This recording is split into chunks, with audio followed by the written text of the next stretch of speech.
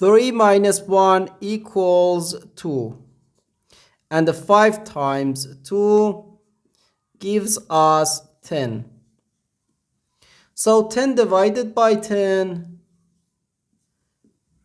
equals 1.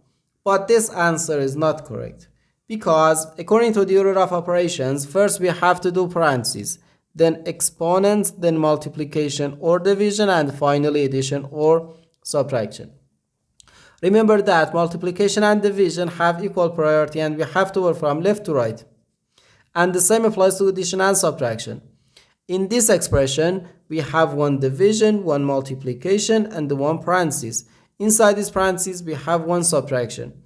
Here we have a multiplication, because in mathematics, when a number is placed next to parentheses, it means multiplication, and we usually don't write the multiplication sign for brevity.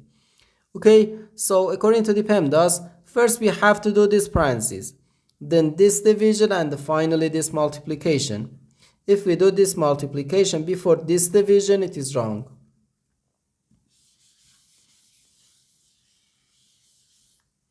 So first we have to do this parentheses.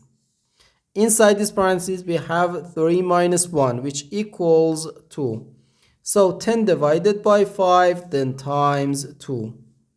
10 divided by 5, then times 2. Now we have one division and one multiplication. As I said, multiplication and division have equal priority and we have to work from left to right. So here first we have to do this division. 10 divided by 5 gives us 2. So we have 2 times 2, which equals 4. And this is our final answer to this problem. The correct answer is 4.